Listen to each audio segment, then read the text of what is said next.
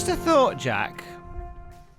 Why don't we use the filters on Zoom when we do these news videos? What, the fun ones? Yeah, because these are brilliant. Look at this. I'm an old-timey person. Merry Christmas. Oh, Jack. There's a Jack. There's a Jack filter. This has been pre-planned, Tom. Don't know what you're talking about, mate. What are you talking about? Three, and you landed on the joke on the third one. I'm livid. I'm beside myself. Hey everyone, it's Tom and Jack from Cultaholic.com, and here is your wrestling news. Scrapped plans for WWE Raw Legends Night have been revealed. We have some backstage details on THAT Goldberg promo, and the story behind the new theme music for a top AEW star. We'll get into that in a bit. I'm keeping this on, by the way. Okay. Keeping it on. I think I look distinguished. So, Raw Legends, that was the thing. I've never been more jealous of yourself, Owen and Sam, because you got to start the year watching Wrestle Kingdom, and I had to watch Raw Legends. Yeah, some of them did some stuff. So a lot of them sort of just hung around. Like, I'm really confused, Tom. I'm really confused with what the point of a lot of that show was. But you know. Weird time, wasn't it? So PW Insider have given us some details, haven't they, Jack, on some scrapped plans, ideas, and points for Raw Legends. Yes, so if you were watching Raw Legends Night, you'll have noticed that the show opened with a still image of an H phone, which is a tacky Hulk Hogan themed rip-off of an iPhone, and then he picked it up and then... I didn't understand what was going on, really. Mate, he was selling a H phone. Do you get it? Because it's like the iPhone. It's good. It's good banter. It really is. And then he transitioned that into welcoming us to the show. A little bit later on, he cut a backstage promo alongside Drew, where they both did a very Hulk Hogan kind of... They were all posing and everything afterwards. But PW Insider are reporting that Hulk Hogan was actually meant to do an in-ring promo, which I think most of us may have expected when he was announced as one of the bigger names on the show. But instead, the decision was apparently made for him to do a backstage promo for the cold open, which was the H-phone promo. And also, apparently, both himself and Ric Flair, this is again according to PW Insider, were in the production meeting as well for Raw. So it seems like it might be one of those instances where plans have changed at the last minute for whatever reason. I don't really know. Hogan mentioned on a WWE.com exclusive that he lives just down the road from the Thunderdome. Just dropping that in there. That, hey, I'm only up the road, lads. If you wanna hang out sometime. I'm wondering whether this is going to lead to Hulk Hogan doing more stuff with WWE behind the scenes, or at least whether that's what he's angling for. It seems like he might be. Maybe, because we all know that Hulk Hogan loves... The problem is, though, that if Hulk Hogan is in a creative role behind the scenes, what will be created is opportunities for Hulk Hogan in front of the camera, because that's what always happens when Hulk Hogan has creative control. So I wonder if he is angling for that, actually. It would be very on brand. It would be very, very Hulk Hogan for that to happen. But it wasn't the only sort of strange change to the show either, because again, PW Insider are reporting that originally the planned main event for the show was supposed to be Jeff Hardy versus Randy Orton, but then they shuffled things around, and late on in the day it was decided that the show should close with Keith Lee versus Drew McIntyre. Now, I'm surprised to read that news, because I would have assumed that that was always going to be the main event. It was a title match, and it led to Goldberg calling out Drew at the end, and I just feel like I'm very surprised that it was originally going to be Orton versus Jeff. I don't really know where that's... How that was originally an idea. I don't really know. I think, well... Drew and Keith surely should have always been the main event, since that's the WWE title match on Legends Night. That felt like the right way round. But obviously Randy Orton had a lot of stuff going on throughout the night, so whether it was a case of maybe they had plans with Jeff Hardy to be more verbal with Randy behind the scenes that made that main event more obvious. Maybe, yeah. But it was a weird choice to even consider that.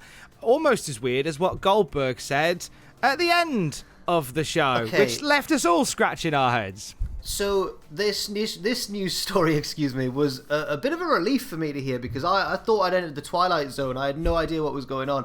So obviously Drew beat Keith after a very good, very hard-fought match. All the legends were on the ramp applauding. Sorry, nearly all of the legends were on the ramp applauding, because to close the show, here comes Big Bill. He came down and started cutting a promo on Drew, And I thought, I was really confused. I thought he was cutting a promo on Orton. It would have made much more sense for him to be cutting a promo on a heel, because he was saying, you've got no respect for the legends, you're a terrible champion, you're a horrible man. And since Drew became a babyface, he's been very respectful. He's been bloody lovely, Tom. He has been the most respectful champion, I think, in history. Ross made a good point on WTF Moments last night, where he thought that maybe there'd been some confusion and Goldberg was meant to cut a promo on Randy Orton, who had been disrespecting the legends. That was me knocking my water bottle over. Was it closed? Is it all right? It's fine. It was closed. Keep it in. Right. Who was disrespecting the legends throughout the night. It would have made more sense had it been Randall Keith that he was having a go at.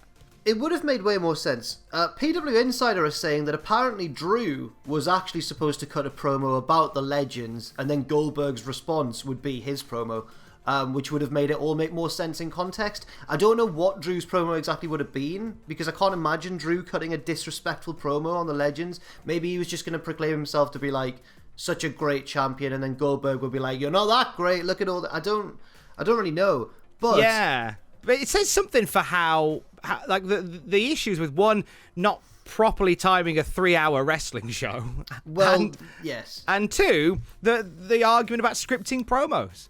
Because this promo was so heavily scripted that Goldberg, presumably told not to go off script, just came out and said exactly what he was going to say, despite the fact that we hadn't heard what he was meant to be responding to. Absolutely. Nonsense. And it's important that you mention the time issue, because that is apparently the reason why Drew's promo was scrapped.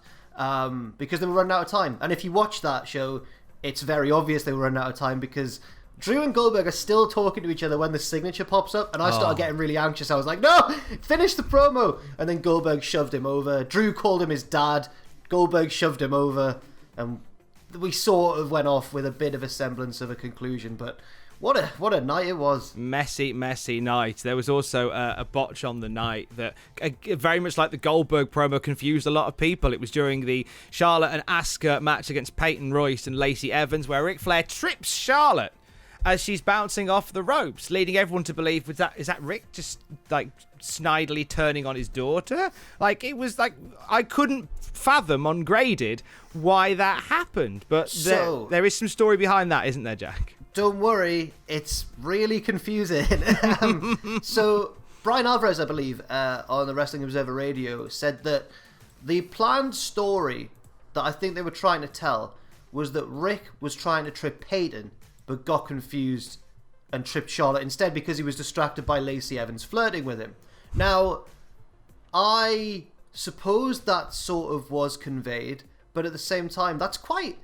For a company that really likes to beat us over the head with the obvious, that's really subtle sort of a level of detail. Like, Flair was gonna trip Peyton, and he was so distracted that this figure appeared and he tripped her and it was his daughter. I just think that's too much for the audience to have to kind of read into themselves without the commentary team making it more obvious. What did you think? Oh, it was nonsense. It was nonsense. I think what was meant to happen was Peyton was meant to bounce off the rope. I think Charlotte was meant to whip Peyton to the ropes. Peyton was going to reverse it, and that would have made more sense. That's an old school bit of shenanigans. Well, but that didn't happen because literally Peyton whipped Charlotte into the ropes. And if they'd done a more clear Irish whip reversal, that would have made it a bit more understandable. Yeah. Maybe there were many. I don't know. The botches didn't end on the night. The botches for Raw Legends began weeks before. Carlito wasn't there, and we talked about this on the news yesterday, that Fightful said that there were travel issues that meant Carlito couldn't be part of the event. Wasn't travel issues, was it, Jack? According to Wrestling Inc., the issues were all on WWE's side, and travel had nothing to do with it. And Carlito was never officially booked on the show. He was included, though, in all of the adverts and everything building up to the show, but never actually put pen to paper, I suppose, never officially was booked on the show. He just made light of it on Twitter, hadn't really given much insight. And it's just another step, I guess, in the strange tale of WWE and Carlito over the years, because they've kind of flirted with bringing him back, haven't they? And he's appeared at the Hall of Fame, but... I mean, what's going on there? I can't imagine spitting apples at people at the moment is particularly warranted as well. What with Is very hands, true. face, space, and all that, it breaks all of those protocols. But Really so the reason that Carlito wasn't there, just somebody buggered up backstage, and they went, "Yeah, I'll definitely call Steve. Can you call Carlito and book him? Yeah, I will. No worries. Jenna, can you call Carlito and book him? Yeah, no worries, Steve. I will. Chris, can you book Carlito and call him? Yeah, no worries. Mike, can you book Carlito? Yeah, it's fine. I'm getting Steve to do it. That's kind of what happened. Yeah, It's all taken care of. That's exactly what went down there. And finally, how happy am I as an old bugger to see Baltimore Tarzan Boy being talked about by the wrestling community today. This is a lovely time. So this came down from AEW Dark last night, didn't it, Jack? Oh my word, Tom. So honestly, as not loads, but as a slightly younger man than yourself, and obviously someone with no radio DJing experience, I'd never heard this song before. I've seen some of Jungle Boy's PWG matches and stuff, but never really paid much attention to his theme music.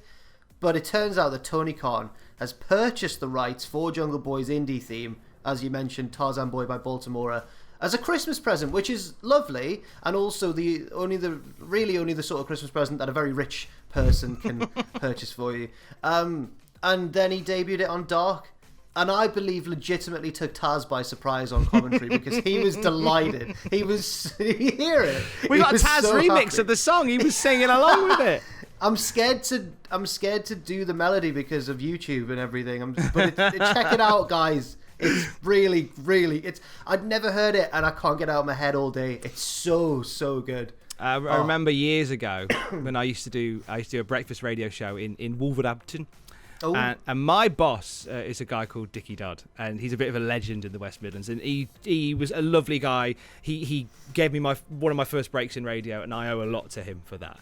And I say this with love. And when I was on the breakfast show, he used to do like a request show on an afternoon as well. So the one day, just for banter, because I quite like the song, I'd heard it when I quite like it. We at 6 o'clock in the morning, where we had this little secret club on the breakfast show, I said, right, later on today, when Dickie Dodd's on, without context, can you request Baltimore Tarzan Boy? And he just got reams of messages from people saying, can you play Baltimore Tarzan? Confused the heck out of him.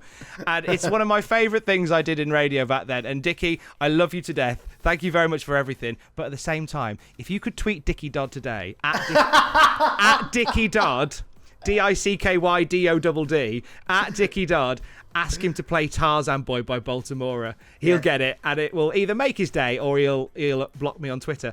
Hey, let's find out together. I'll be joining in. I'll do it as well. I'm going to do it. Yeah. Love you, Dickie. Love you. Have a great day. Speak to you later. Stay safe. Love you. Bye.